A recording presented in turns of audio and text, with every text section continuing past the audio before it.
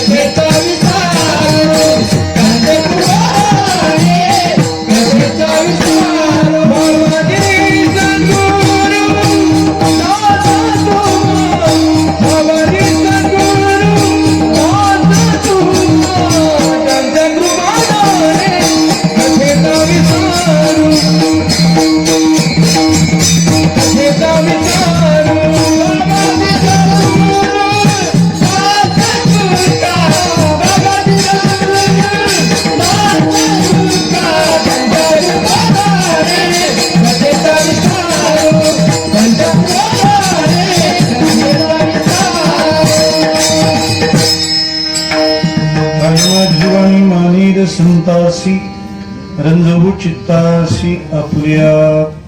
ओम नमो ज्ञानेश्वरा करुणाकरा दयाळा.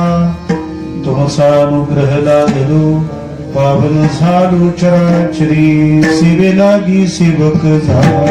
सेवे लागी सेवक झालो. सेवे लागी सेवक झालो. सेवे लागी सेवक झालो.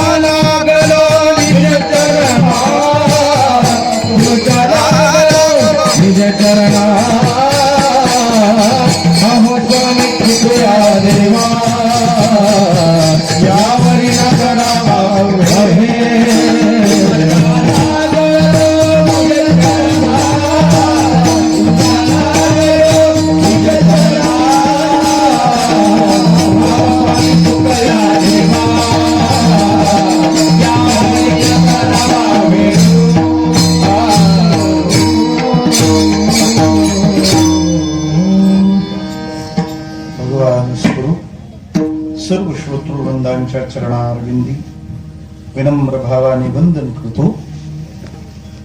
कीर्तन सेवेकरिता मॉनिटर थोडेसे आपल्या पुढे सादर केलेला अभंग जगद्गुरु तुकाराम महाराज यांचा असून आपल्या जीवनाला जे आवश्यक आहे ते जिथं अवश्य मिळेल तिथे जाऊन मागतात.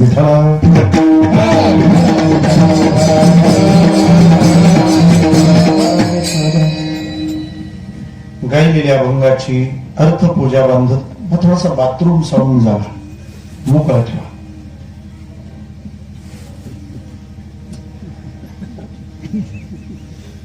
गायलेल्या अभंगाची अर्थपूजा बांधत असताना ज्या निमित्ताने हा भक्ती मंडप सजलाय त्याचं निमित्त आपल्याला अवगत करून देणं अगत्याचं आहे. आपल्या ह्या पुण्यभूमीतल्या मुळशी तालुक्यातील बरोबर ना? सावरगाव. या सावरगावामध्ये श्री चौंढाई देवी उत्सव, श्री रुक्मिणी पांडुरंगाचा प्राणप्रतिष्ठा वर्धापन दिन सोहळा आणि कलशारोहणाचा वर्धापन दिन सोहळा अशा अनेक निमित्तांचा समुच्चय या आजच्या उत्सवाने संपन्न होत आहे. किती वर्ष आहे?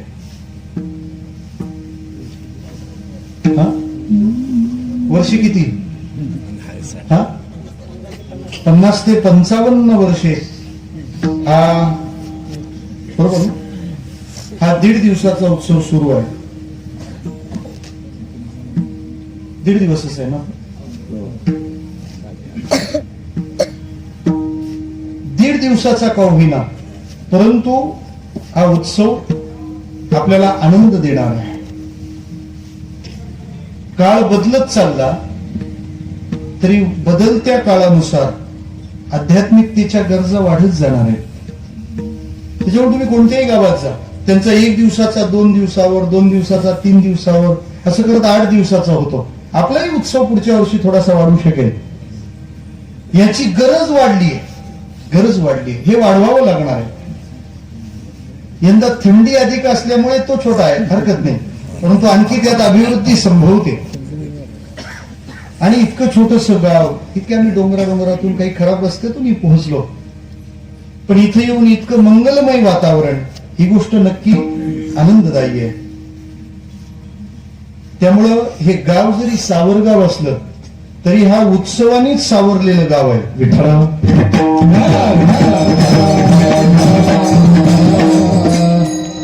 गावाला उत्सवच सावरू शकतो. बरं, ज्या गावाला उत्सव नाही ना, ती गाव उत्सवली आहे.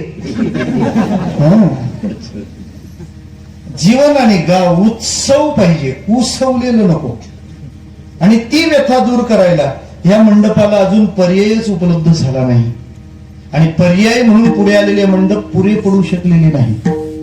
त्याच्यामुळं कितीतरी आवाज उठतात, सप्ताह कशाला पाहिजे, कीर्तन कशाला पाहिजे, हे सगळं चालू आहे. तरी उत्सव आज तर पूर्वकाळ शिल्लक नाही सप्ताह करायला. नवीन सप्ताह जर एखाद्या परिसरात धरायचा असेल तर सध्या एक मुहूर्त चांगला असतो, अमावस्यालाच करावा लागतो. विठ्ठला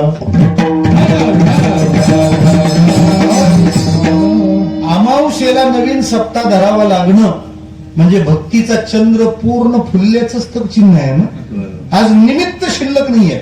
तुम्ही रामनवमीला सप्ताह चालू करू शकत नाही, हनुमान जयंतीला चालू करू शकत नाही. इतके उत्सव आधीच आहेत, त्यात या उत्सवांची आणखी भर पडते.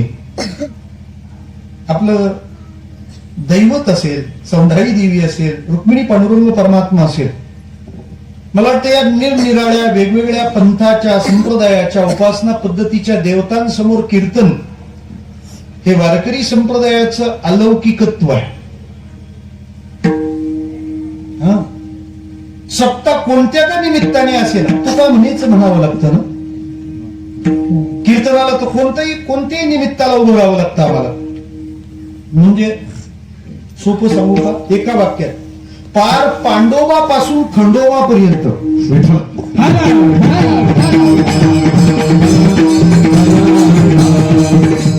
सगळ्या देवतांचे उत्सव, आणि त्या सगळ्या उत्सवाला कीर्तन. 8 दिवसाचा केला पाहिजे असं काही नाही, 1 दिवसाचा, 1.5 दिवसाचा, भले 1.5 दिवसाचा करून त्याला सप्ताह लिहिलं तरी चालतं. हे वारकरी संप्रदायातच ही फॅसिलिटी इथेच अवेलेबल आहे. इथं सगळं जमतं. किती आपण सर्व समावेशक आहोत. बाकीच्या संप्रदायात हा माणूस कोणत्या संप्रदायाचा आहे ते नुसत्या गंधावरून ओळखतात, माहितीये. नुसता गंध असला तरी कळतं. आडवा पट्टा असला तर तो शैव आहे, उभा असेल तर तो वैष्णव आहे, मध्ये लाल रेग असेल तर तो रामानंदी आहे, नुसता काळा टिपका असेल तर तो कार्ष्णी आहे. प्रत्येक संप्रदायाची ती ओळख आहे. उभा काळा गंध असेल, उर्ध्व पुंडराच्या मध्ये काळा असेल तर त्याला मध्व संप्रदायी म्हणतात. त्यांच्या गंधावरून त्यांची ओळख आहे. जगात असा एकमेव संप्रदाय आहे की जो गंधाबद्दल सुद्धा आग्रही नाही. बाकी कशाबद्दल एकमत होतं की नाही माहित नाही, अजून आपलं गंधाबद्दल सुद्धा एकमत नाही. ते चांगलं आहे. कसा लावायचं, सांप्रदायिक गंध काय. काही जण म्हणतात आमचं बरोबर, फक्त रोलर एवढंच, मध्ये काहीच नको, डिस्टर्बच नको. तो काय ती दुरंतो एक्सप्रेस सुटली की शेवटच्या स्टेशनला थांबणार, ते त्यांचंही बरोबर. काही जण म्हणतात नाही मध्ये एक हॉल तरी पाहिजे, भुसावळ नाही तर कसारा, म्हणून बुक्का. काही म्हणतात एकट्या बुक्क्याने काय होणार, कसाऱ्याला इगतपुरी जोड पाहिजे, म्हणून बुक्का अष्टगंध चालेल, नो प्रॉब्लेम. कधीच अडवलं नाही, कधी म्हटलं नाही की कोणी कुंकू लावतं, कोणी काय. आमच्याकडे महाराजा जीवन म्हणून ते असा उभा गंध घेतात आधी, म्हणजे आपलं मेन लाईन ट्रॅक आखून घ्यायचा गंधगोळीचा, त्याच्यानंतर बुक्का, मग अष्टगंध, मग कुंकू आणि मग हळद. त्याला आमच्याकडे सिग्नल बुवा म्हणतात.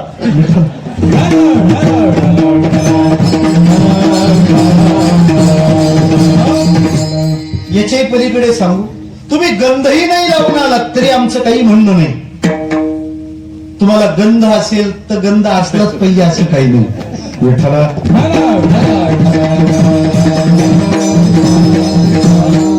ही केवढी मोठी व्यापकता आहे, केवढी मोठी व्यापकता आहे. टोपी घातली पाहिजे का, फेटा बांधला पाहिजे का, तसा बसला पाहिजे का, कसंही बसो, कसंही बसो. अशी एकमेव साधना आहे जी ब्लँकेट अंगावर घेऊन पण करता येते. संप्रदाय स्वागत करतो, त्याचा हरकत नाही, या. मला एक विचारलं, मग तिथे लोक थंडीमुळे कान बांधून कीर्तन ऐकतात. म्हटलं चांगलं आहे, तो फिल्टरेशन प्लांट आहे, म्हणजे भलता ऐकायला जायला नको, फार मफलर मधून फिल्टर होऊनच ऐकायला, फिल्टर श्रवण.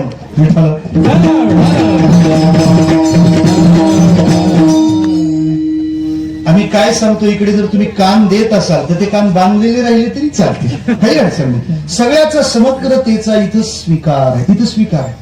जय विठ्ठल पर्यंत लोक आली तरी नाही कुणी म्हणत नाही.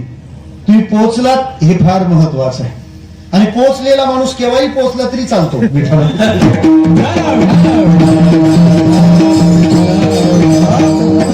त्याची तेवढी पोहोच असते, त्याच्यामुळे तो विठोबा रुक्माईला हार घालायच्याच वेळेला येतो. विठ्ठल नाही म्हणतच नाही. उपासनेच्या बाबतीत आम्ही आग्रही नाहीत, आम्ही उपास्याच्या बाबतीत आग्रही नाही. ती म्हणाल मग ते एक धरीला चित्ती त्याचं काय, पतिव्रती जैसा प्रकार प्रमाण. आम्हाला आत्मगौरवाचं भान आहे, पण हे भान सांभाळताना आम्ही परसन्मान सुद्धा सांभाळले. आम्ही आमच्या उपास्य देवतेच्या बाबतीत आग्रही आहोत, हे मान्य. धोंगरे महाराज म्हणायचे, पूजा सगळ्या देवांची करा, पण ध्यान आपल्या एकाच देवाचं करा. सासरी गेलेली मुलगी सेवा सगळ्यांची करते, पण जीव फक्त नवऱ्यालाच लावते. तिला जमलं पाहिजे. सकाळच्या कोवळ्या उन्हात जेव्हा ती चहा ओतते ना प्रत्येकाच्या कपात, त्या थोडा थोडाच टाकते. ती चहा कपात ओतते का चहा कपात करते काहीच कळत नाही. पण नवऱ्याचा कप जेव्हा समोर येतो ना, आखी साय ढकलते, समजायचं ही बाई संसार बरोबर करी. विठाला आमच्या उपास्य देवतेसाठी आमच्या अंतःकरणात प्रेम पूर्ण असलं पाहिजे. पण तेव्हा अन्य देवतांमध्ये पाहताना भक्ती द्वैतात होती असं म्हणतात, पण आमच्या संतांनी अद्वैताचा बोध मिटू दिला नाही. अनंत रूपे अनंत वेशे देखिला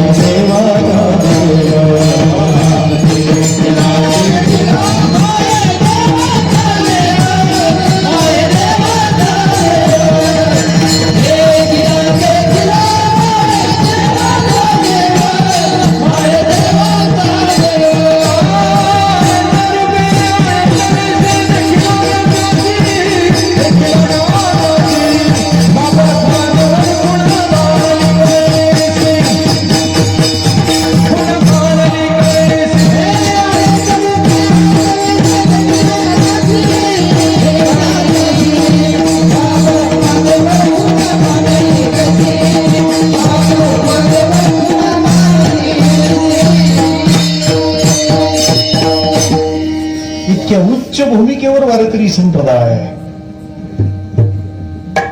आम्ही इगतपुरी तालुक्यात एक मुकणे म्हणून गाव आहे, तिकडे बरेच वर्षापासून जातो. त्या गावात महानुभाव पंथाचे बरेच लोक आहेत.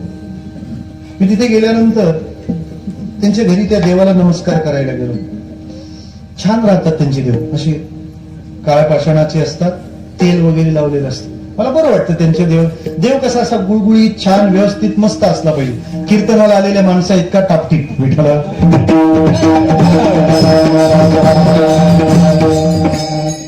काही देवांचे लईच हाल राहतात. म्हणजे ते त्या फ्रेमला वरून गंध लावतात ना, तो दुसरा लावताना पहिला काढतच नाही. मी म्हटले गंध लावणं, ते म्हणाले हे दैनिक, आणि मग हे काढता कधी, ते म्हणाले मासिक. विठ्ठल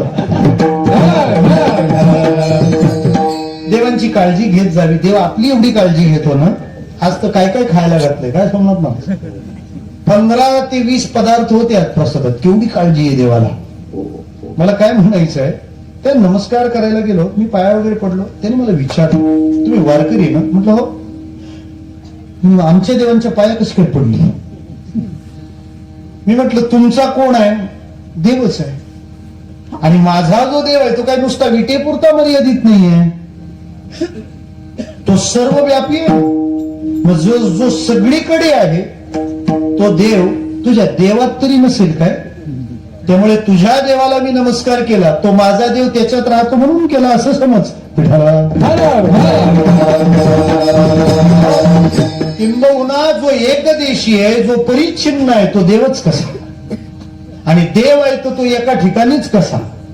तो सर्वत्र आहे, तो सर्व दूर आहे. म्हणून सर्व देवतांची आराधना उपासना वारकरी संप्रदायामध्ये स्वीकारार्ह आहे. त्यातला हा चौंढाई देवीचा उत्सव आपण अत्यंत श्रद्धेने भावनेने मंदिरात आल्यावर फार बरं वाटलं.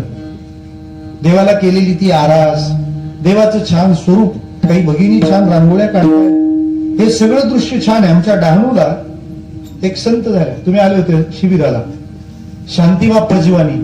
त्या एक वाक्य सांगायच्या, मंदिर बांधणं सोपं आहे, ते जिवंत ठेवणं फार कठीण आहे. विठ्ठल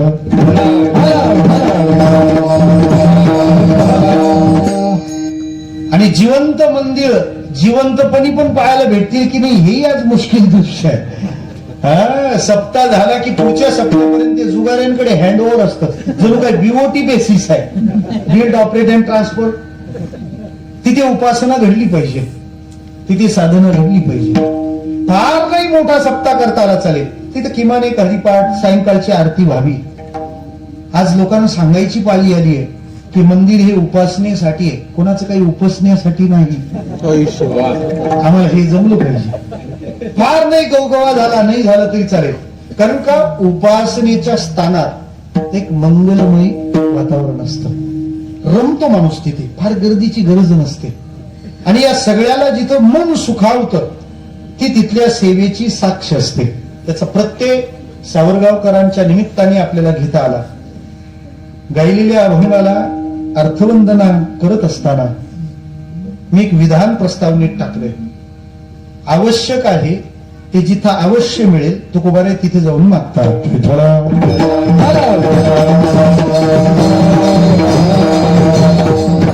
बरं, हा अभंग एवढ्या जणांना माहितीच आहे. मला वाटतं ज्या काही 7-8 अभंगावर संप्रदायात सगळ्यात जास्त कीर्तनं झाली असतील त्यात या अभंगाचा नंबर असेल. ठाकुरोसेद्वारी, ज्याला कोणताच मागणी पर सापडत नाही त्याच्यासाठी 108 सर्व्हिस आहे. इमर्जन्सी सर्व्हिस कुठला नाही, काय कुठलाच येत नाही ना, एवढा तरी म्हणा, कारण हा म्हटल्याशिवाय दिंडी मंदिरात घालता येत नाही. ठाकुरोसेद्वारी. मग जर हे तुम्हाला पण माहिती आहे आणि यावर एवढा जर चिंतनाचा पाऊस झालाय, मग तुम्ही घेऊन आणखी काय उजेड पाडणार आहात? असा प्रश्न मनात असेलही कधी कधी. आम्हालाही वाटतं नवनव्या अभंगावर चिंतन करावं, पण तुकोबारायांची ती अमृत वचनं कधी कधी आम्हालाच मोह निर्माण करतात. आणि ती वचनं नुसती अमृत प्रसवा नाहीये, ती अमृताचा प्रसव करणारी एक अमर व्यवस्था आहे. ती कधी संपणारच नाही. एकाच अभंगावर सप्ताहभर जरी कीर्तन करायला सांगितली तर प्रत्येक जण वेगवेगळ्या अंगाने त्याचं दर्शन घडवी. एकच अभंगावर एकच कीर्तनकार मरेपर्यंत जरी बोलला तरी रोज नवनव्या सिद्धांताला, नवनव्या एक धर्म नियमांना त्याची वाणी प्रसवल्याशिवाय राहणार नाही. या वचनांनाच तो एक प्रवाह आहे, त्या वचनांनाच एक आशीर्वाद आहे. काय की नवनव्या अर्थांना ती प्रसवत राहील. वेगवेगळ्या काळात वेगवेगळ्या युग सिद्धांतांना जन्म देणं हे वाङ्मयाचं वैशिष्ट्य आहे. फक्त नवनवे सिद्धांत पोटात वाढवणं जिकरीच आहे.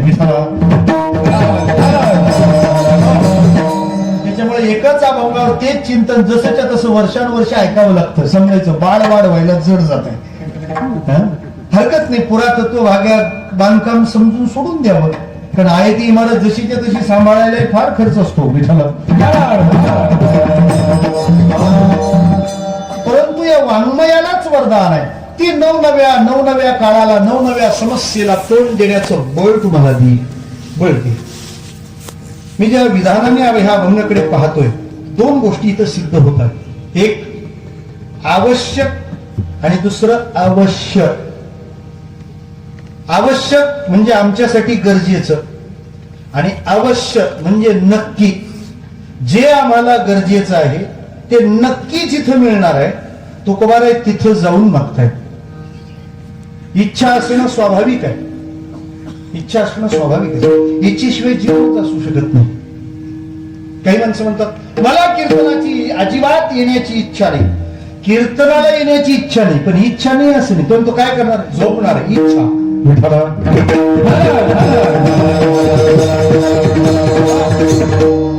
इच्छा.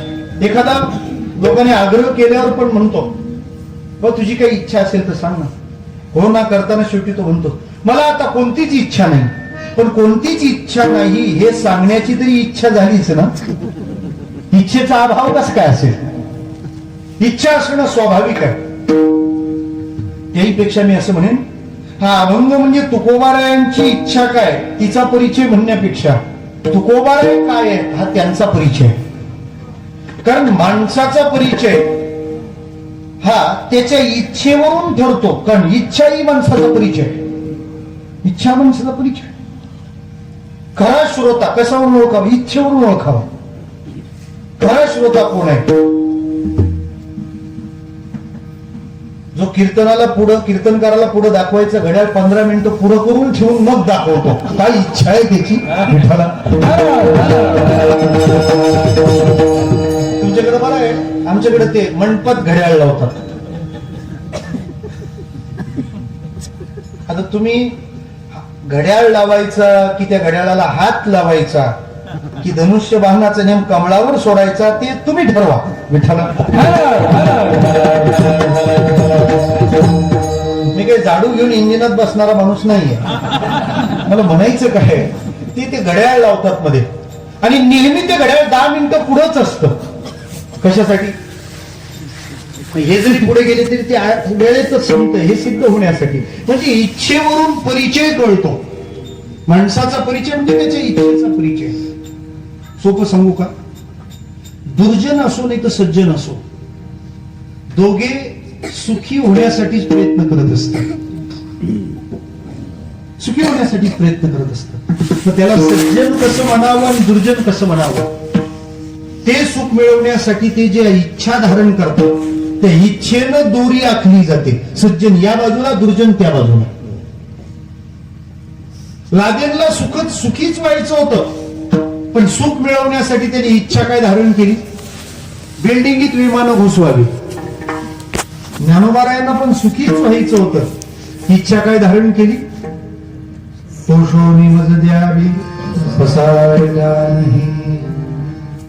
ज्ञानोबारायांचं चरित्र हा ज्ञानोबारायांचा खरा परिचय म्हणण्यापेक्षा ज्ञानोबारायांची इच्छा म्हणजे ज्ञानोबारायांचं पसायदान हाच ज्ञानोबारायांचा खरा परिचय.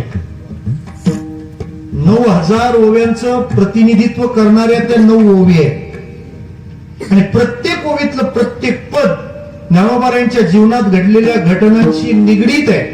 पण आता निगडी पुण्यात आहे. विठ्ठला.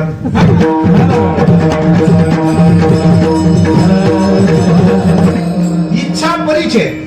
फक्त अडचण इतकीच आहे, आम्हाला होणाऱ्या इच्छा हे योग्य का अयोग्य हे ठरवलं पाहिजे. लक्षात घ्या. लादेनला इच्छाच होती त्याने ते ट्विन टॉवर पाडले. कोणती बिल्डिंग? World trade centre. 2 विमानं तिथे घुसून पेंटागॉन उडवलं. त्याला इच्छा झाली, त्या इच्छेने त्याला मारलं. त्या इच्छेने त्याला मारलं. आणि ज्ञानोबारायांना जी इच्छा झाली त्या इच्छेने माऊलीला अमर केलं. विठ्ठला ही विश्व प्रार्थना ठरली. आज कोणताही समारंभ, कोणताही उपक्रम पसायदानाशिवाय पूर्ण होत नाही. पसायदानाशिवाय पूर्ण झाला तो उपक्रमच नाही.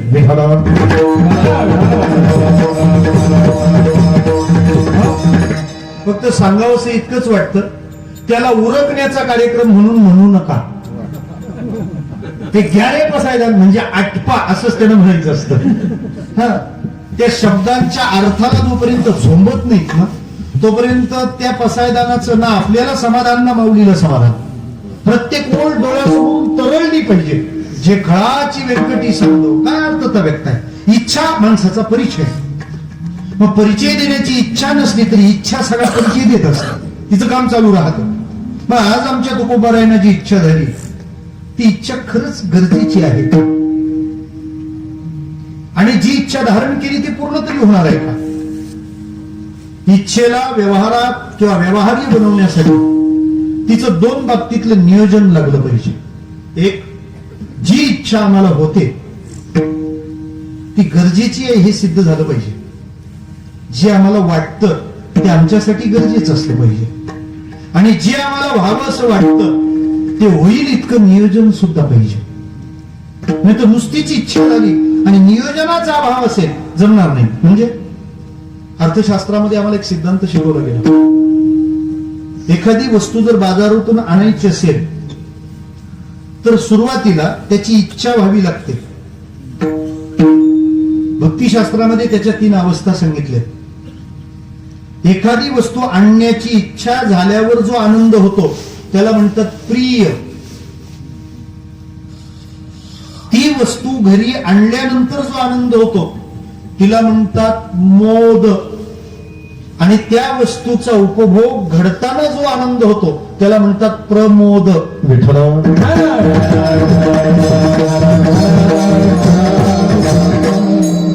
सोलापूर जिल्ह्यातल्या बाबा महाराज आर्वीकर म्हणून नावाच्या सत्पुरुषाचं हे म्हणणं आहे. आपल्या घरी पण टीव्ही पाहिजे. उड्या मारतो ना माणूस, प्रिय. मग काय करणार? म्हणे मग लोन काढा, EMI. कमाई नाही मग EMI. दुसरा पर्याय तरी काय? पर्याय तरी. आणि आली तर सगळ्याच व्यवस्था आहे. त्या दिवशी मी कल्याणमधून चाललो होतो, एक ऍडव्हर्टाईज पाहिली.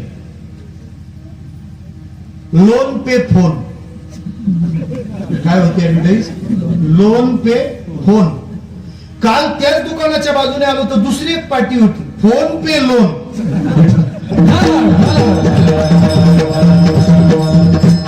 टीव्ही आणायचाच तो ज्या दिवशी घरी येतो तो बॉक्सातच असतो. पण त्या दिवशी त्या बॉक्स साठी पेड्यांचा बॉक्स घरी येतो. याला म्हणायचं मोद. आणि चालू झाल्यानंतर डिश टीव्ही कनेक्ट केल्यानंतर आवडीचे चॅनल निवडल्यानंतर जेव्हा पहिल्यांदा चित्र दिसतं तेव्हा जो होतो त्याला म्हणतात प्रमोद. इच्छेला एवढ्यातून द्यावं लागतं. अर्थशास्त्र काय म्हणतं? तुम्हाला नुसती इच्छा झाली सोडून दिलं चालणार नाही. अर्थशास्त्राचा सिद्धांत आहे इच्छेला पैशाचं पाठबळ मिळतं तेव्हा त्याचं रूपांतर मागणीमध्ये होत असतं. हा जर तुकोबारायांचा अभंग मागणीपर असेल तर नुसती इच्छा नाही, ती ज्याच्यातून पूर्ण होणार आहे ते सोर्सेस असेल तरच ही परिपूर्ण मागणी आहे. विठ्ठला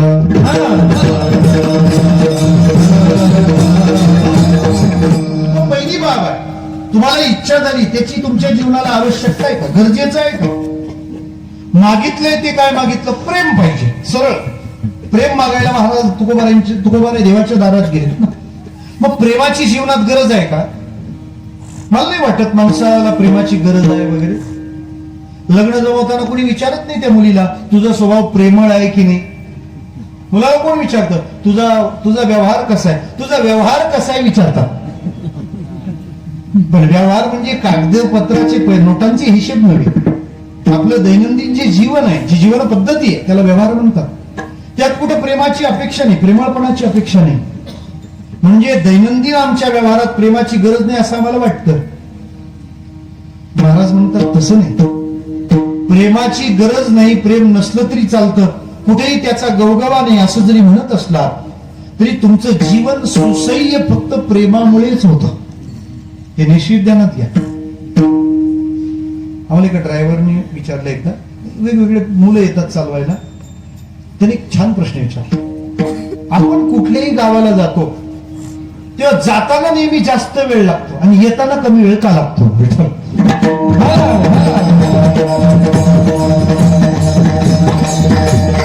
प्रश्न फार महत्वाचा. बरं, ड्रायव्हरचं म्हणजे उत्तर दिलंच पाहिजे, नाही तो गाडी नाही चालवणार.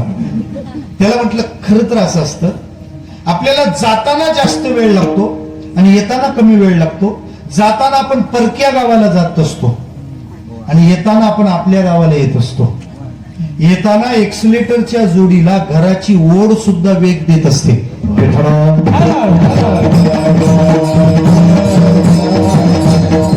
पण दुसरा एक नियम आहे, नुसतं जिथं पोहोचायचंय त्यानेच खेचलं पाहिजे असं नाही, जिथून निघायचंय त्याने ढकललं पण पाहिजे. महाराज तुम्ही अजून निघत नाही विठ्ठल.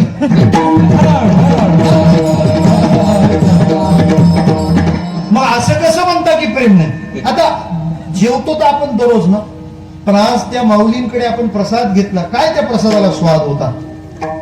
हे काही नुसत्या त्या व्यंजनाचा परिणाम नाही, त्याच्यात कुठेतरी भावना मिश्र झालेली असते.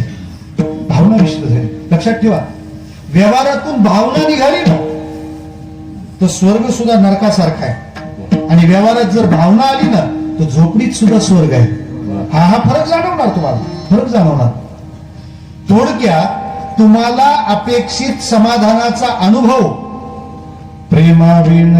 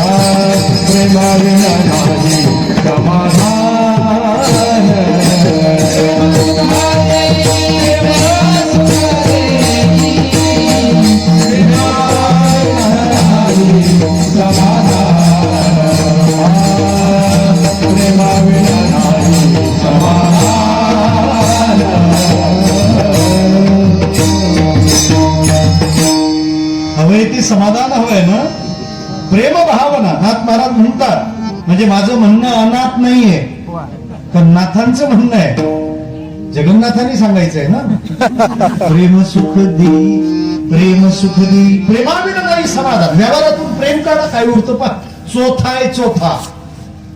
आम्हाला एकाने एकादशीला फराळाला बोलवलं, 27 पदार्थ होते. किती? 27. म्हटलं आता असा ताण मारून आपण पार एकादशी म्हणजे द्वादशीची आईच झाली पाहिजे. साबुदाणा तोडला असा आणि त्या चटणीत बुडून तोंडात घास घालणार, एवढ्यात त्या माणसाने म्हटलं, तुम्हाला एवढं कुणीच कधी दिलं नसेल. तो घासच फिरायला लागला. म्हटलं आता हे सगळं खायचं ती बाहेर येईल का काय, टिकणारच नाही का? अहो साधी चटणी भाकरी असू द्या, तुम्ही गोड करून घ्या बरं, तुम्ही खावं असं वाटतं म्हणून बनवलंय. हे सगळं त्याच्यासोबत असेल मग तो ठेचा सुद्धा अमृतासारखा लागतो. एरवी अमृत वाढलं तरी असं वाटतं याला ठेचावंच.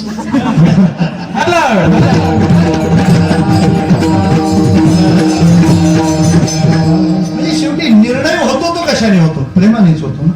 आता ही सगळी विठ्ठल जी असतील ते बिचारी वडापाव घेऊनच एंट्री करत असतात. काय काय करायचं काय? या सगळ्या मागे कितीला असतो तो वडापाव? फार तर 15-20 कमी नाही सांगितले, जे काही असेल ते. पण मग ते घेऊन येण्यामागची भावना महत्वाची आहे. म्हणून तर तिथे गेल्यानंतर माणसं बरोबर वळतात ना, तिथे वडापाव.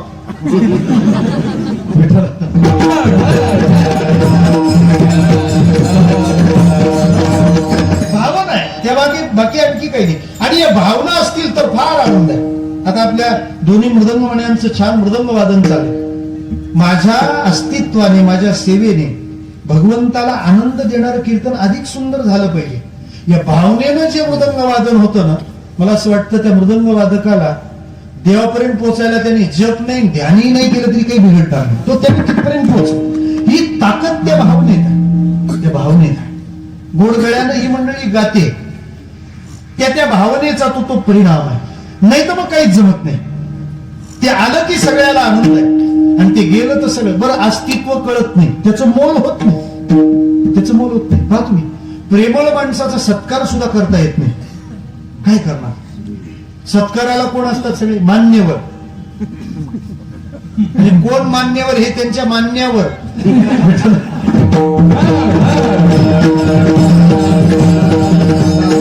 त्याहीपेक्षा सोपा अर्थ सांगू का? आम्हाला मान्य नाही तरी पण वर.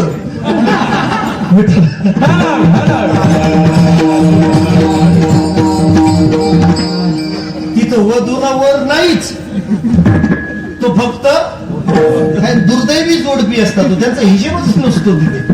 त्यांचं लग्न आयुष्यात एकदा तुम्ही दर लग्नात जाता, जरा ते तिथं राहू द्या ना. फ्रंट व्ह्यूला काय बिघडतं? फ्रंट व्ह्यूला राहू द्या. मला म्हणायचं काय, या मान सन्मानाच्या बाबी बाजूला सरकतात आणि मग कुठंतरी शेवटी त्या प्रेमाची भूमिका, अस्तित्व कुठेच नाही, त्याला कुठेच अस्तित्व नाही. कोणाला माहिती होतं की शबरी मातेचा एवढा भाव असेल? तिथल्या ऋषींनी तर ही भिल्ली नाही म्हणून लाद घातली होती तिच्या, म्हणून पंपा सरोवरात किडे पडले होते. जेव्हा भगवान आले ना, देव आल्यावर पहिलं काम शेवटच्या माणसाचं करतो.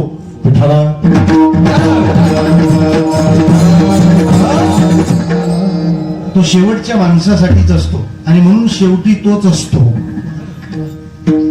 अंतकाळीचा सोयरा तुका म्हणे विठोधरा, तुका म्हणे विठोधरा, तुका म्हणे विठोधरा. अंतकाळीचा सोयरा तुका म्हणे विठोधरा,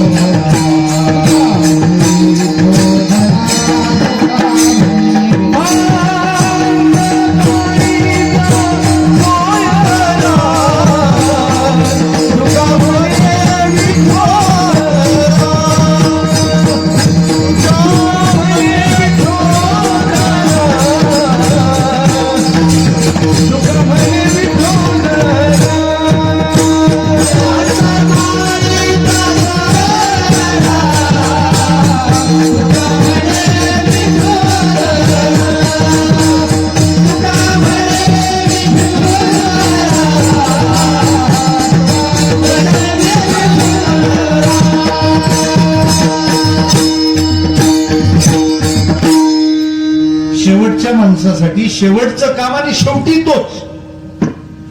शबरी मातेची ती अवहेलना प्रभूला खटकली होती. प्रभूने सांगितलंय सगळं झालं तरी, म्हणाले पंपा सरोवराचं पाणी किडे पडलेत त्यात, तुमचं पाय लागू द्या म्हणजे ते पाणी आम्हाला पेय ठरेल. प्रभू म्हणाले तेवढा माझा अधिकार नाही. म्हणजे मग तुम्ही शबरीची पाद्यपूजा करा, ते पाणी सरोवरात टाका, सगळे किडे जातील. संतांच्या चरणाचं तीर्थ पडल्याशिवाय सरोवरातली किडे जात नाही ना आपल्या डोक्यातली किडे मारणार नाही.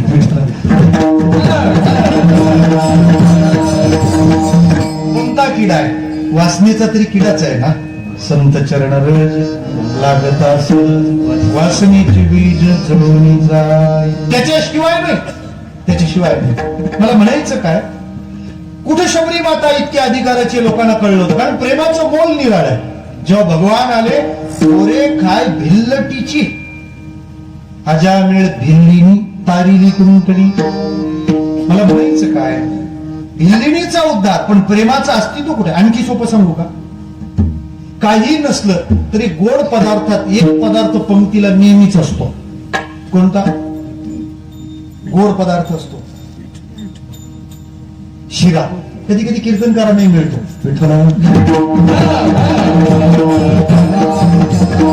भारतात का हरवायला दुसरं काय? मला म्हणायचं काय, शिरा आवडतो सगळ्यांना, आवडतो ना. आता तो शिरा बनवण्यासाठी जरा किचन मध्ये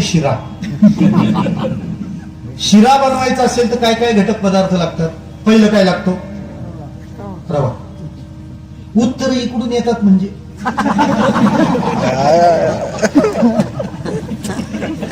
असू दे, चांगलं आहे. काय झालं, एक पाहुणा आला तर ते साहेब भांडी घासत होते. भांड्यांकडूनच आवाज आला. असू द्या, ते भांडी घासत होते आणि ते आलेले काहो साहेब, तुम्ही तर नुसते कडक कांजीवरम असता समाजात, भांडी घासता. त्यामुळे त्यात काय एवढं, बायकोला मदत नको का करायला? तर ठीक आहे, पण ही असली मदत. मग आमचं ठरलंय एकमेकांना मदत करायची. म्हणजे ती मला स्वयंपाक बनवायला मदत करते, मी तिला भांडी घासायला मदत करतो.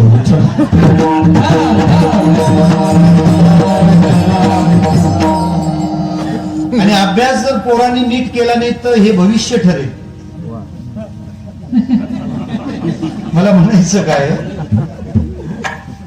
काय काय लागतो आता, हे मीठ होतील. आता तुमचीच जबाबदारी वाढेल, हे कुणीच बोलणार नाही आता. मीठचं स्पेलिंग काय? MUT. मुठे म्हणजे आडमुठे होतील ते आता. बोलणारच नाही. रवा लागतो, आणखी रवा, आणखी साखर, तूप, काजू, बदाम, वेलची, काय मनुके बेदाणे. हा आता काय सांगायचं, मिरची. काय लागतं आणखी? जायफळ लागतं ना. हा मनुका, ते मनुका, मग मनुका लागतं. बरोबर. आपलं कीर्तन असंच पाहिजे, कीर्तनच असं पाहिजे. काय कोण झोपेल किती थंडीत नाही झोपणार. शिरा बनवायचा आहे, शिरा बनवायचा. रवा पाहिजे, दूध पाहिजे, तूप पाहिजे, साखर पाहिजे, काजू पाहिजे. काजू तर आजूबाजू पाहिजेच. सगळं असे पदार्थ तयार झाले. शिरा चवीने कसा असतो? गोड. तो जर समजा डिश मध्ये वाढला आणि उद्याच्या ऐवजी आजच जर तुम्हाला दिला, जरा ते शिऱ्याकडे नीट पहा. आता तुम्हाला त्या शिऱ्यात काय काय दिसतंय? रवा दिसतो फुललाय. आणखी काय दिसतंय? तूप दिसतंय, काजू दिसतात, बदाम दिसतात, वेलची, वेलदोडे दिसतात, तूप दिसत. या दिसणाऱ्या सगळ्या, झाली ना यादी पूर्ण? हा. या सगळ्या दिसणाऱ्या पदार्थांपैकी कोणत्या पदार्थामुळे शिरा गोड आहे? दिसली? असंच आहे माय बा. शिरा गोड कशामुळे आहे? साखरेमुळे. जीवन गोड कशाने होणार आहे? प्रेमामुळे. गोडपणा शिऱ्याला साखरेनं दिला, साखर दिसत नाही. गोडपणा जीवनाला प्रेमामुळे येतं, पण दिसत नाही, ही अडचण आहे. विठ्ठला,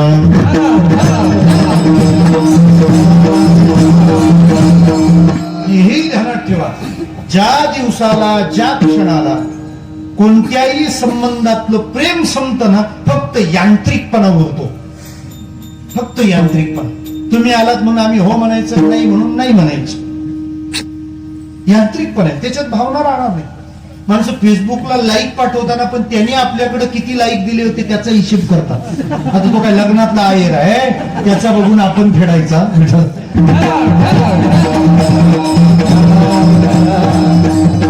यांत्रिकता नको. ते आमच्याकडे आले होते म्हणून आम्ही त्यांच्याकडे गेलो, त्रास होईल, त्याचा त्रास होईल. म्हणजे त्या सगळ्याच्या बुडाशी मुळाशी भाव माहितच पाहिजे. त्या सगळ्याच्या बुडाशी प्रेम माहितच पाहिजे. हा संबंध कुरकुरायला लागले. बैलगाडी बऱ्याच दिवसांनी काढल्यावर कुरकुरते की नाही? तिथून आवाज येतो चाकातून, कुरकुर कुरकुर कुरकुर. पूर्वी बैलगाडीच कुरकुरायची, आता नाती सुद्धा कुरकुरायला लागली. मुंबईचं तर आमच्या एवढं अवघड झालंय ना. निम्मे रक्षाबंधन हायकोर्टात, रक्षाबंधन हाय पण कोर्टात.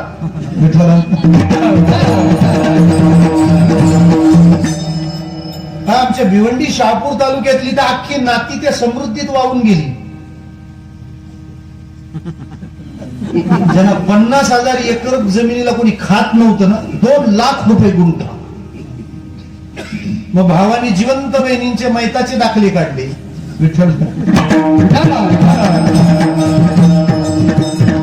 भाव असून सुद्धा केवढा अभाव. प्रेम गेलं ना निघून. मग बहिणीने पण दंड थोपटले. अख्खा वाटा घेईन तरच सही देईन. ये सही सही है या गलत? सही आहे मगर सही नाही आहे. कशाला बळी घेतला? फक्त प्रेम भावना नाही, सद्भावना अडली. अहो, ज्यांनी एकमेकासोबत 7 जन्माच्या अनाभागा घेतल्यात त्या नवरा बायकोच्या नात्यांचं काय? अहो, ती तर सहजच म्हणते, अजिबात बोलू नका. हा, किती जाच किती जाच किती जाच किती त्रास. मी म्हणून टिकली तर दुसरी कोणी टिकली नसती. टिकली. काय नातं आहे महाराज, काय नातं आहे? तो पण म्हणतो, तू पण जास्त बोलू नकोस, मामाची पोर त्यामुळे नाईलाज झाला.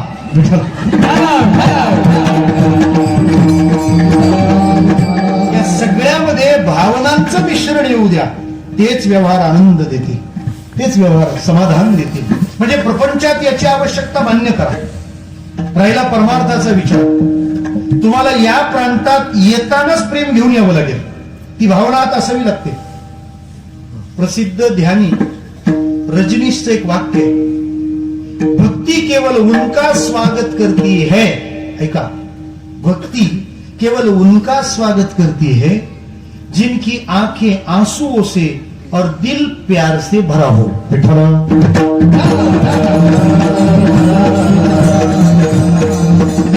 कोरड्या माणसाचं काही कामच नाही. तो इथं आला तर फक्त कोरडे ओढी. त्याचं कामच नाही महाराज, इथं कामच नाही.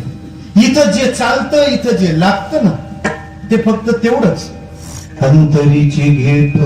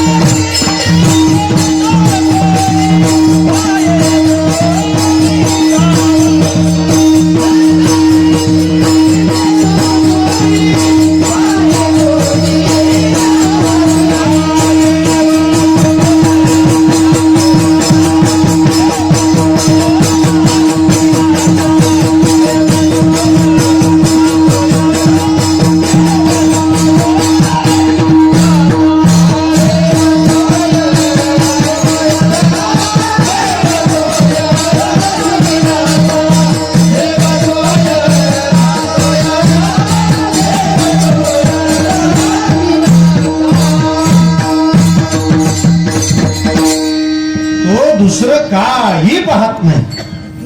अंतरीची घेतो गोरी पाहे जोडी भावाची.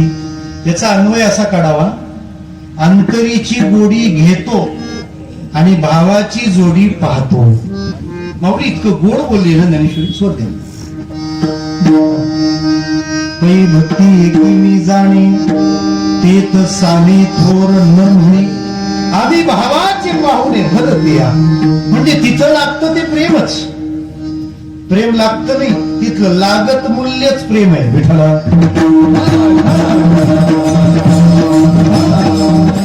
ज्या एका प्रेमासाठी देव सगळं पोटात घालायला तयार होतो, मग तो व्याधाचं आचरण बघत नाही, ध्रुवाचं वय पाहत नाही, विदुराचा जन्म पाहत नाही, उग्रसेनाचा पराक्रम पाहत नाही, गजेंद्राची बुद्धी पाहत नाही, गुज्जेचं रूप पाहत नाही, मग तो पाहतो काय? भक्ती प्रिय माधव, भावी विण भक्ती, भक्ती विण मुक्ती, बळे विण शक्ती बोलो नाही. अधिक काळ त्याच्या युक्त राहावं, त्याच्या भावयुक्त राहिलं पाहिजे, भावयुक्त राहिलं पाहिजे. संत अखंडित राहतात तो प्रेमभाव जपून. प्रेमभावना जे तुकोबार आहे देहूत राहतात, ते भजनाला भंडाऱ्यावर का जाऊन बसायचे? हं? भजनाला कुठे जायचे? भंडाऱ्याला. आपण भजन आटोपल्यावर चालू होणाऱ्या भंडाऱ्याला जातो.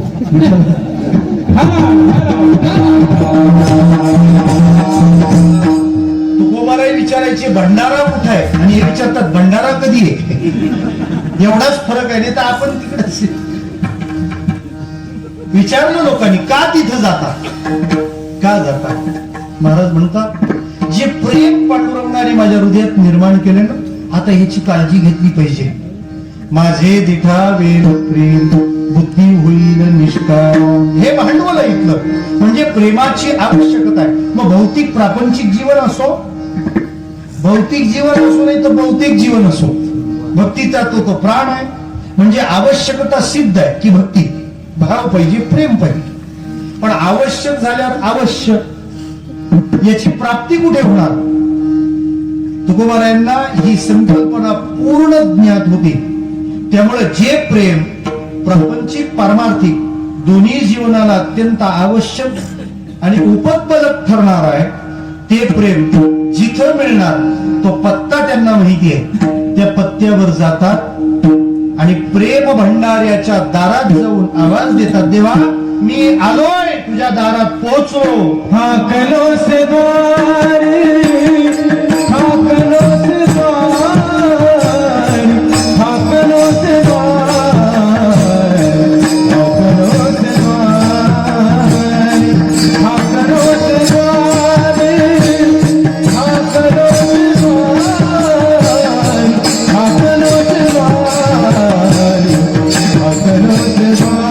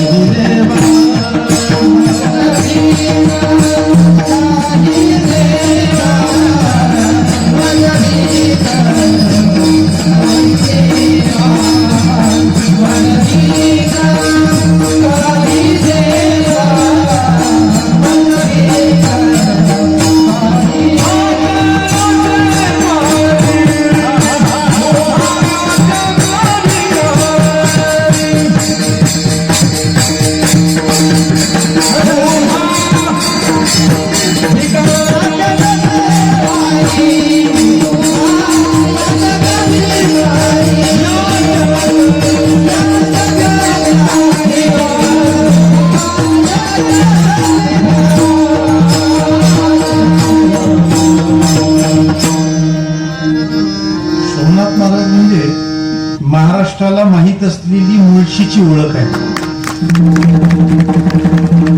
म्हणजे तो मुळशीचा पॅटर्न आहे. आणि आम्हाला आनंद आहे ना की त्यांच्या गोड गोड गळ्याच्या मुळाशी मुळशी आहे.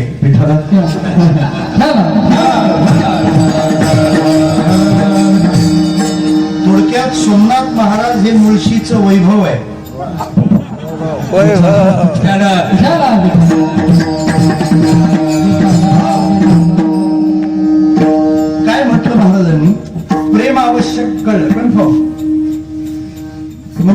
बोरं पण टेस्टी लागतात ना. आणि थोडे पोहे पण पुरतात ब्रह्मांड नायकाला, आपल्याला कुठली नवल नाही. मग प्रेम अवश्य मिळेल कुठे. तुकोबर आहे दारात पोचले. ठाकलोसे द्वारी. एरवी पोचणं म्हणावं, पण महाराजांनी ठाकणं म्हटलं तर भाषाशास्त्र ध हे कठोर व्यंजन मानतं. ध अक्षर असलेला कोणताही शब्द उच्चारून पहा, तुमच्या शरीराला आतून एक तयारीच करावी लागते. ती तयारी फार कठीण असते. हे ठसठशीतपणे सांगतोय मी, कठोरपणे बोलतो आणि निष्ठुरपणे सांगतो. ध म्हणताना नाभीला धक्काच द्यावा लागतो, देवीला धक्का द्यावा लागतो. मग तुकोबारे मागणी मागायला आले आणि कठोर शब्दात का बोलले? पहिली बाब तुकोबारायच नाराज आहे का? हवं ते मागायला देवाच्या दारात यावं लागलं. संत म्हणतात, जीवन आम्ही आमचं तुझ्या भजनात घातलंय, आम्हाला काय हवं नको ते बघणं तुझं काम नाही का?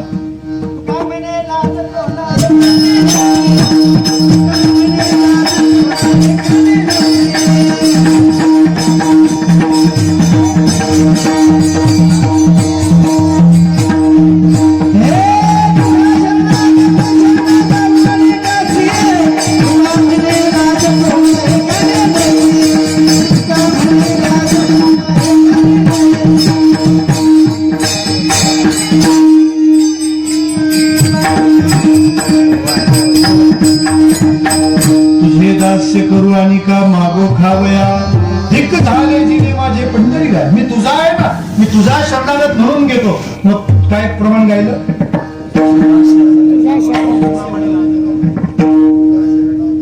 उत्तरार्ध जो म्हटला तो तुका म्हणे लाज कवना हे का नेणस. मला वाटतं त्याच अभंगाचं शेवट आहे ना, तुझे दास्य करू आणि का मागो खावया.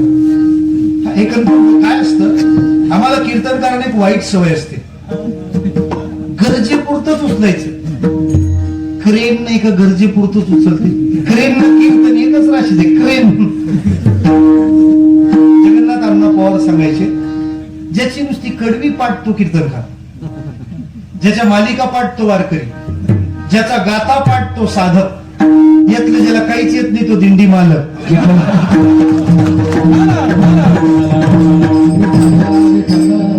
मुंबईकडचा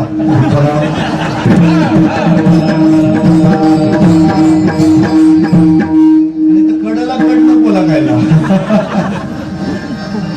मी तुझा आहे ना, मग दुसऱ्या कोणाला शरण मी जाऊन कसं जमेल? भजन तुझं केलंय, मग आम्हाला काय हवं नको ते पाहणं तुझं काम नाही का? हे तुझ्या दारात यावं लागतं. आम्ही नाराज आहोत. नळाला तसंच पाणी येणं निराळं, आणि सरपंचाच्या घरावर हंडा मोर्चा नेल्यावर पाणी येणं निराळं. महाराज नाराज आहे. ठाकूर आलोय. दुसरा एक भाव आहे, फिरण्याच्या आणि पोहोचण्याच्या शेवटच्या जागेवर जेव्हा माणूस येतो तेव्हा त्याला ठाकलं म्हणतात. आता जाण्याला दुसरे पर्याय उपलब्ध नाही. सगळे पर्याय फिरून आलो ना देवा, हातात काहीच पडलं नाही. पत्त्यावरून तुझ्यापर्यंत पोहोचलो. हिंडता गव्हाणी चिनलो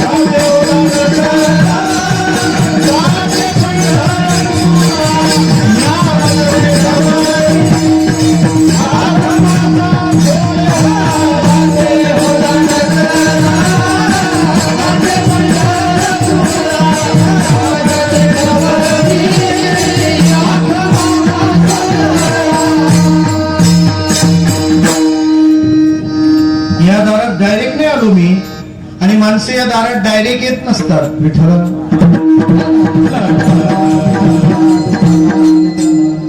माणूस धडकूनच येतो, आणि काहींच्या बाबतीत असं वाटतं ते धडकूनच आलेले बरे. काही धडकून आले, काहींना धुडकावून लावले. असेच तर इथं पोहोचतोय. हम आए नहीं है, हमें लाया गया है.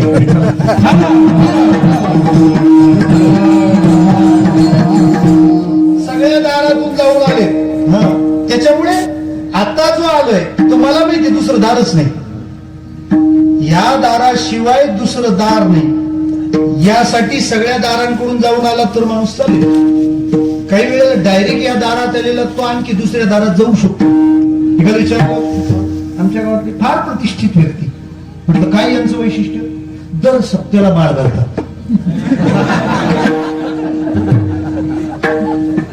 सप्त्याला घातली का इलेक्शनला काढली. माणूसच विलक्षण. याचा अर्थ काय? हे डायरेक्ट दारात आल्यामुळे घोळ झाला. बरोबर ना?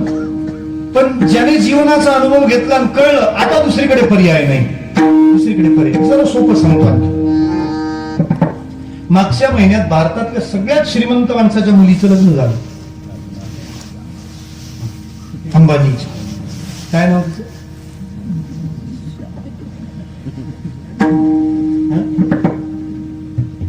बरं, असो.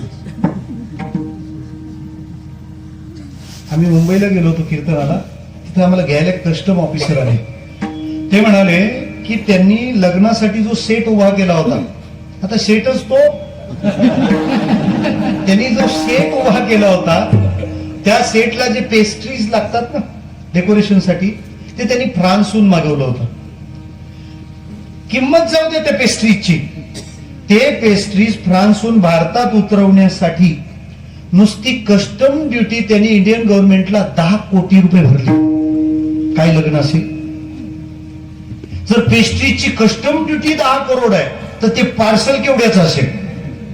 आणि जर पार्सल एवढं तर बाकी तिथं केवढं वैभव असेल, केवढं वैभव असेल. एवढ्या वैभवात जेव्हा लग्न लागत होतं, लग्नाचा समारंभ जगभरातले पाहुणे होते, जगभरातले होते. आता त्याच्यावरच जगणारे, त्यामुळे जगभरातले सगळे पाहुणे तिथं आलेले. त्या सगळ्यांच्या हातात त्यांनी शेवटी आरती दिली. व्हिडिओ आला असेल लग्नाचा. आरतीचं ताट प्रत्येकाच्या हातात दिलं, आणि त्या आरतीत अगदी फॉरेनर लोकांच्या हातात ताट दिली आरतीची, आणि सगळ्यांच्या हातात आरतीची ताट देऊन सगळ्यांना उभं केलं. आणि काय म्हटलं माहिती? ओम जय जगदीश हरी, ओम जय जगदीश हरी. कोणाचं लग्न? जगातल्या काय भारतातल्या सगळ्यात श्रीमंत माणसाच्या मुलीच्या लग्नात काय झालं? ओम जय जगदीश हरी. हे झिंगझिंग आपल्या पिवळ्या रेशन कार्डालाच कसं आलंय कळत नाही.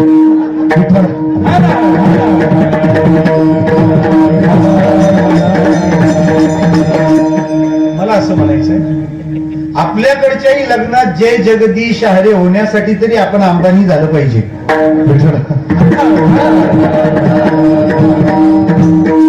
मला काय सांगायचंय ते ऐका. एवढं वैभव जर त्याच्याकडे आहे, तो पाहिजे ते म्हणू शकतो, पाहिजे ते करू शकतो, केलेही असेल. पण सगळ्यांना घेऊन कृष्णाची आरती केली का? ठाकलो से द्वारी. सगळी दारं त्याच्यासाठी उघडी आहेत ना, सगळी दारं त्याच्यासाठी उघडी आहेत. पण त्याला हे माहितीये, मला जे पाहिजे ते देणारं दार फक्त एकच आहे. म्हणून तो दार शोधतो. लोक दारू विठ्ठल.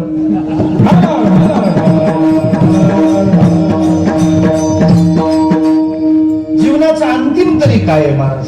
समाधान. ते जर प्रेमाकडून येणार असेल तर ते देण्याची धमक आणि चमक ह्याच दारात आहे. ठाकलो से द्वारी ठाकलो देवा, द्वारी ठाकलो. काय मागायला गेले होते? प्रेम. मग एवढी काही करायची महाराज गरज काय? फक्त 1 महिना बाकी होता.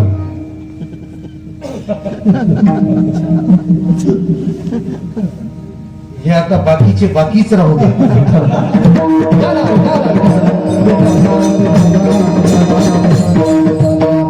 काय पाहिजे होतं?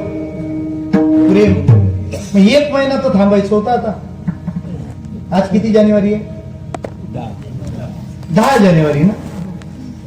एकच महिन्यात होता. 14 फेब्रुवारी समोरच होती. पंढरपूरला का गेली? महाराज म्हणाले 14 फेब्रुवारी हे प्रेम नाही, ती नुसती प्रेम आहे. त्याच्यात प्रेम नाही. प्रेमाचा जो अस्तित्व धर्म नारदांनी भक्तिसूत्रात सांगितलंय ते त्यात बसलं तर प्रेम. गुणरहितम कामनारहितम प्रतिक्षणम वर्धमानम अविच्छिन्नम सूक्ष्मतरम अनुभव रूपम, त्याला प्रेम म्हणतात. आणखी सोपं बोलू, प्रेम असू शकतं, नाही असं नाही, पण त्यातला भेद कळला पाहिजे. त्या प्रेमात वासनेचा तो वास नाही ना, त्याला वासनेचा वास तर येत नाही ना, एवढं तर कळा. पूज्य मोरारी बापूंचे एक गोड वाक्य, ते म्हणतात हृदयात प्रेम भरलं तर डोळ्याला पाणी येतं आणि मनात वासना भरली तर तोंडाला पाणी येतं. पिठाला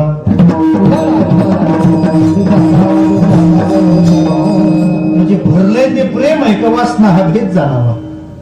बरं, प्रेम मिळाली सगळीकडे, पण प्रेम ठेवायला जी तयारी करावी लागते ना, स्ट्रॉबेरी आपल्याकडे जगू शकत नाही का? जगेल, पण ती टिकेल, त्याला महाबळेश्वरच पाहिजे. तसं प्रेम जगाकडून मिळेल कदाचित, पण त्याच्या साठवणुकीची युक्ती पंढरपुरातच आहे. करोनी उचित प्रेम घाली हृदयात, प्रेम हृदयात घाली, पण त्याच्या आधी उचित करी.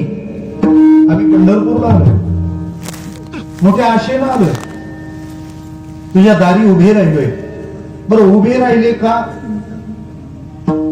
जो हट्टाने घाईनं मागणार आहे ना, तो त्याच्या स्थितीत नाही बदल करत. मागायला आलेले जर मस्त चहा पितात, कोचवर लोळतात ना, त्याला हे निवांतच दिसत आहे. चला चला चला, घाई करा घाई करा, मग संपतात. हे गतीने महाराज उभे राहिले. दुसरी बाब आहे तत्परता. दक्ष आवडतो ना देवाला, अनपेक्ष सुशील दक्ष. योगाय म्हणजे साधनात तत्पर आहे, द्वार म्हणजे साधनच ना. मी त्या साधनात उभा आहे. महत सेवा द्वार माहूर विमुक्त ये, ते तर सेवा हा दार बनला. मी दारात उभा आहे म्हणजे तुझी सेवा करतोय, नुसताच मागायला आलेलो नाही. दारात उभा आहे, अजून उभा आहे मी याचक भिकारी. मलाच एक शंका आहे. काय? कालच्या अभंगात काल परवा मी गाथा वाचत होतो, तर त्याच्यात तुमच्या भूमिकेत मला निराळच सापडलं. तीही त्रिभुवनी आम्ही वैभवाचे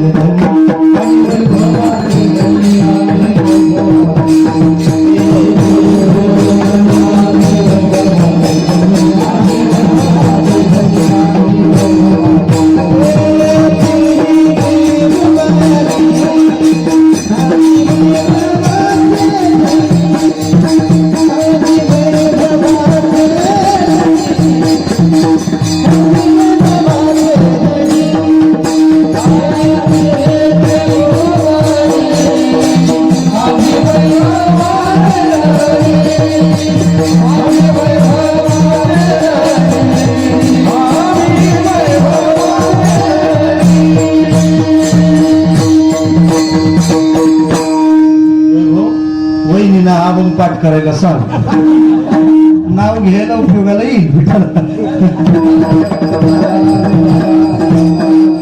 जोरात वाजवला पप्पा. तिही त्रिभुवनी आम्ही वैभवाचे धनी म्हणता येईल ना.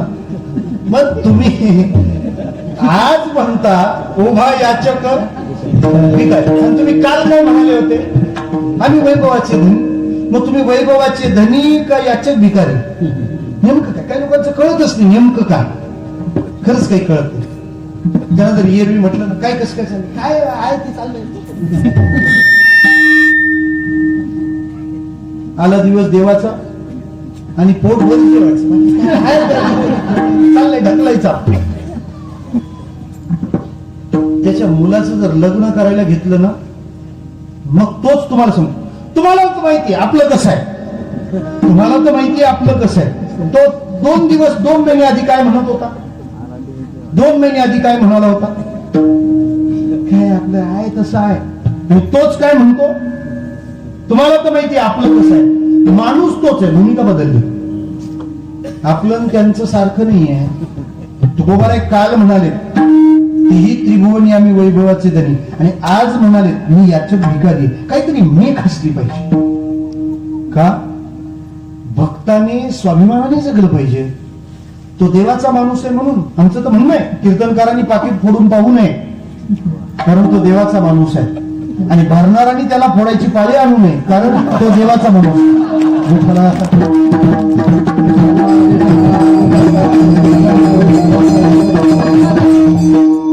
कशाला व्हॉट्सअपला फेसबुक मागवायचं, अर्थ आहे का त्याला?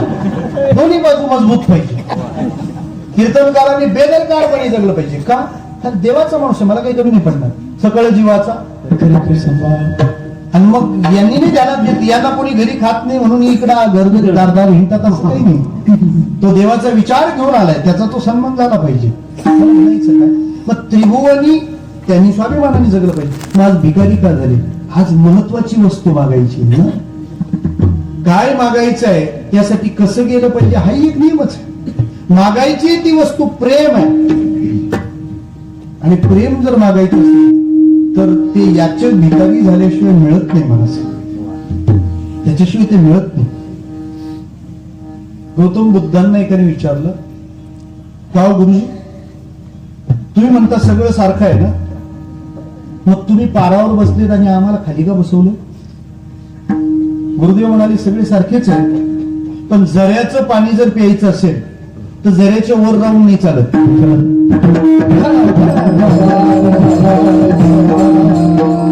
झरा पाहिलाय ना, झरा तर पाहिला असेल, तामिनी घाट जवळ आहे.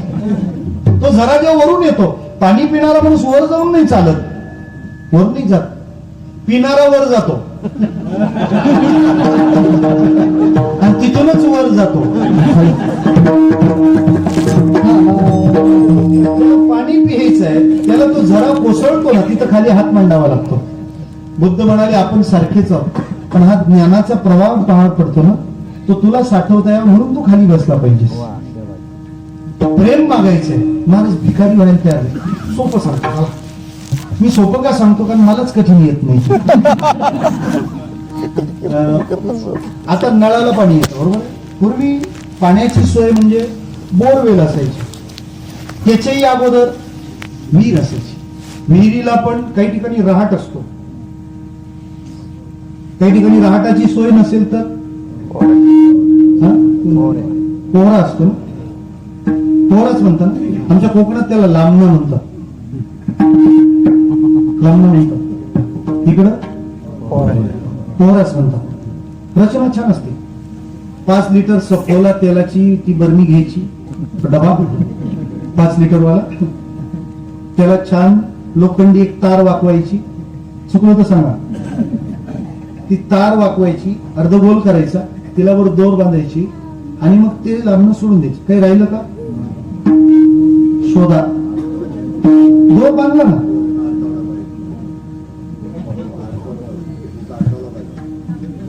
आपण तो 5 लिटरचं गॅलन फोडलं ना, ते त्याला लोखंडी तार आपण वाकून बांधली. राहिलं होतं काय? हायवेवर रस्त्याचा त्या ट्रकचा पडलेला एखादा नट बोल्ट आपण जो घेऊन येतो ना घरी, तो नट बोल्ट त्या कोणत्या तरी दांडीच्या एका बाजूला बांधायचा, बरोबर, आणि मग सोडून द्यायचं.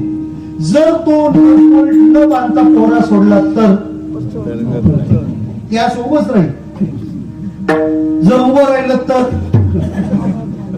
त्याच्यात पाणी नाही शिरणार. जर तो पोहरा पाण्याने भरावा असं वाटत असेल तर तो पोहरा असा कलता झाला पाहिजे, आणि तो कलता झाला पाहिजे तर त्याच्यासाठी एक जड वस्तू एका कोपऱ्याला बांधली पाहिजे. पोहरा जर कलता झाला नाही तर त्याच्यात पाणी शिरत नाही, स्वभावामध्ये लीनता आली नाही तर देवाच्या प्रेमाचा प्रसाद सुद्धा आज शिरणार नाही.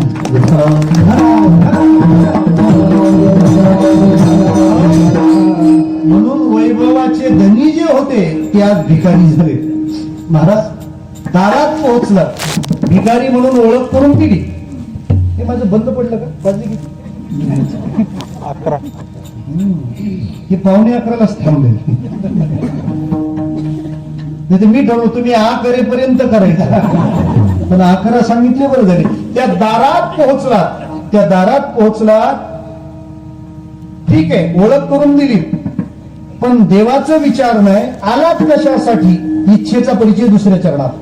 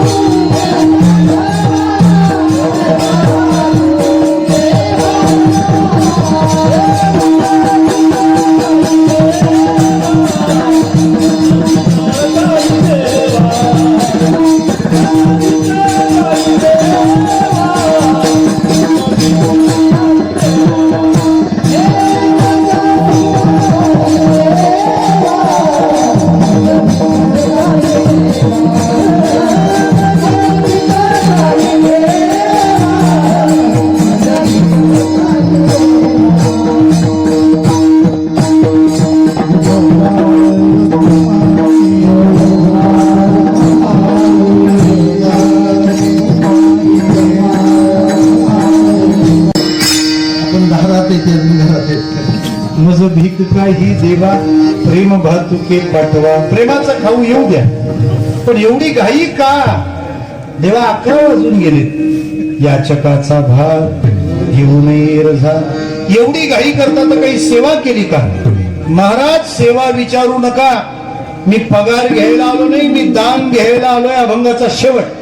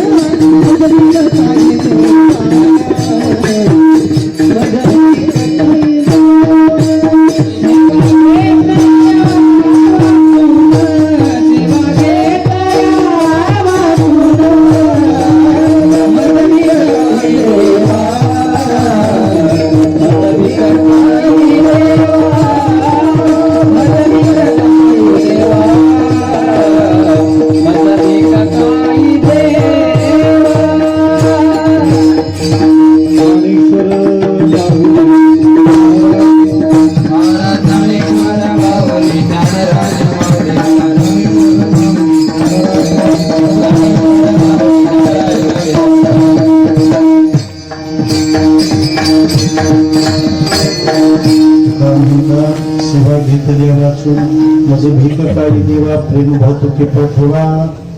देवा तू प्रेम दिलं पाहिजेस आणि त्या प्रेमाच्या योगाने जीवन समाधानाकडे जाईल, भक्ती परिपूर्ण होईल. याकरता आपणही चौंडाई मातेच्या आणि रुक्मिणी पांडुरंगाच्या दारात उभे आहोत. भगवंताच्या चरणी इतकीच प्रार्थना, तुझ्या ह्या प्रेमाचा भक्तीचा वर्षाव आमच्या जीवनावर सुदोदित होऊ दे. ईर्ष्या द्वेष मत्सर आदी दुर्भावना नष्ट होऊन सर्वांच्या अंतर्यामी तो एक परमात्मा आहे या भावनेनेच सर्वांचा व्यवहार एकमेकाशी निर्हेतुक निष्काम अशा प्रेमाचा होऊ दे. ही भगवत चरणी प्रार्थना करताना दिनांक 19 ते 23 जानेवारीला रत्नागिरी पावस या ठिकाणी स्वामी स्वरूपानंदांच्या समाधी मंदिरामध्ये आनंद साधना नावाच्या आध्यात्मिक भजन ध्यान शिबिराचं आयोजन करण्यात आलेलं आहे. जीवन मामा वगैरे ही मंडळी येणार आहेत. आपण जर एका वेगळ्या उपक्रमाला येऊ इच्छित असाल तर आपल्या सर्वांचं स्वागत आहे. सावरगावकरांना पुन्हा एकदा या उत्सवानिमित्ताने खूप भक्तिमय कर्मार्थिक अशा हार्दिक सद्भावनांना अभिव्यक्ती करून माझ्या शब्दांना विश्रांतीकडे नेतो. विठ्ठल जय जय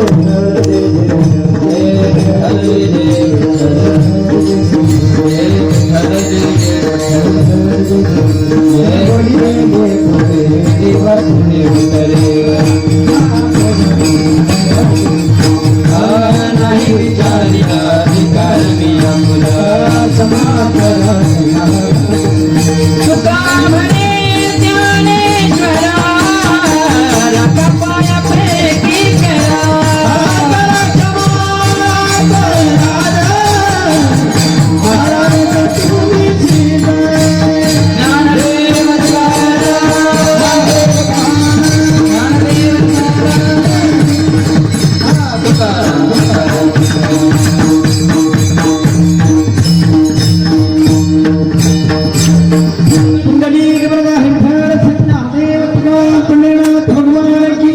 माऊली ज्ञानेश्वर महाराज की जय. कृपा सर्वांना विनंती आपण